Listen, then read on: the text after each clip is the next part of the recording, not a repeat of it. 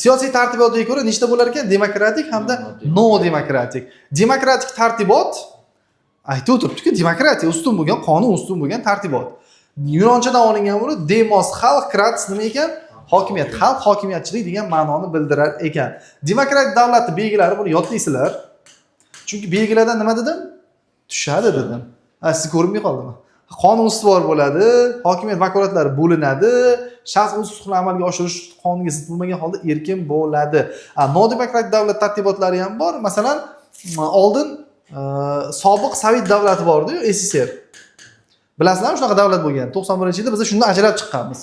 Mana shu SSR davlati nodemokratik tartibot bo'lgan. Nimaga bilasizlarmi? Bitta partiya bo'lganda. Bitta partiya bo'lgan.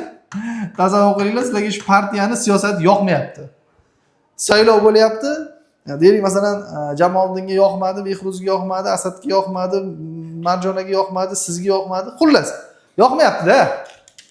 Sizlar boshqa partiyaga ovoz bermoqchisizlar. Yo'q, boshqa partiya. Xohlasanglar ham, xohlamasanglar ham mana shu partiyadagi deputatlarga nima qilasizlar? Ovoz berasizlar. Bu qaysi nimaga to'g'ri keladi? Bitta g'oya, bitta mafkura asosida rivojlanyapti-da. Siyosiy pluralizm yo'q.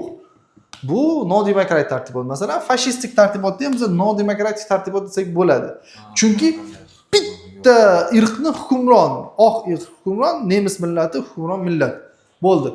Germaniyada yashaysiz, siz deylik masalan yevrey, siz o'zbek, siz deylik masalan qozoq bo'lsangiz, nemislar uchun nima qilishingiz kerak?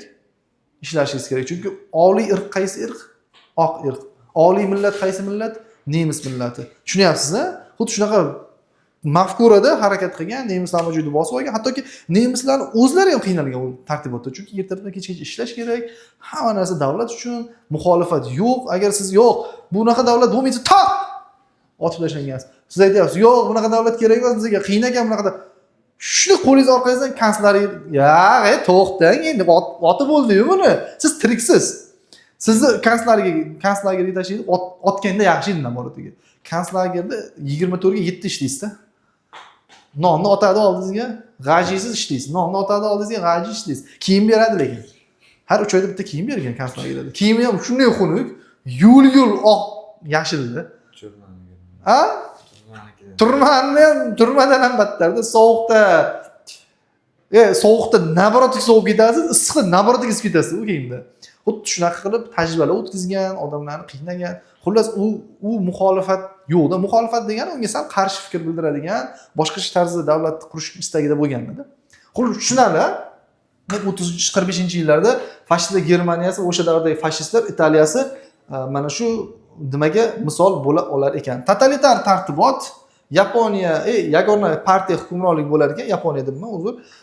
Bo'ldi, tushunarli. Bu ham tushunarli bo'ldi. Xo'p.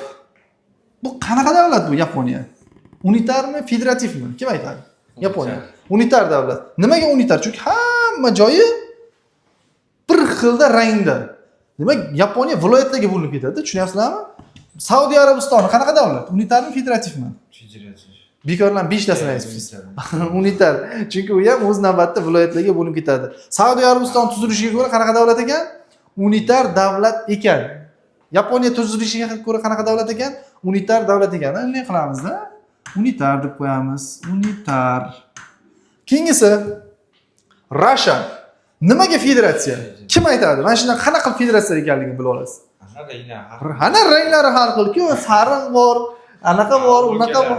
To'g'ri, federatsiya. Chunki mana bu sariq rangdagilar menimcha respublikalar bular hammasi.